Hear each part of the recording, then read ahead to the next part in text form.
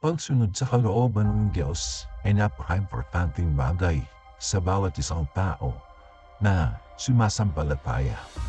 Dahil sa pamamagitan ng ating pagsunod sa kalooban ng Ama, ay nasasakdal ng ating mga pananampalataya. Subalit alam mo ba na mayroong dalawang uri ng Kristiyano nag-e-exist sa mundong ito? Ang unang uri ng Kristiyanong akong tinutukoy ay ang Kristiyanong sa gawa. At ang ikalawang Kristiyano naman na nag-e-exist sa mundong ito ay ang Kristiyanong sa salita. Kung dalawang uri ng Kristiyanong ito ay parehas nananampalataya, subalit magkaiba ng pagsunod. Unahin nating silipin ang Kristiyanong sa salita. Ang Kristiyanong sa salita ay hindi natin madalas nakikita o makikita sa mga pagsamba o sa mga simbahan.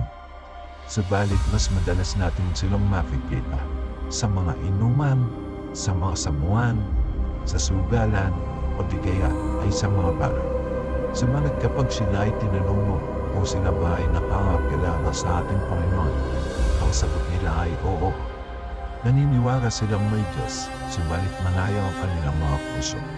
Ayon sa Biblia, hindi lahat ng nakakakilala o tumatawag sa pangalan ng Panginoon ay makakapasok sa kaharian ng langit.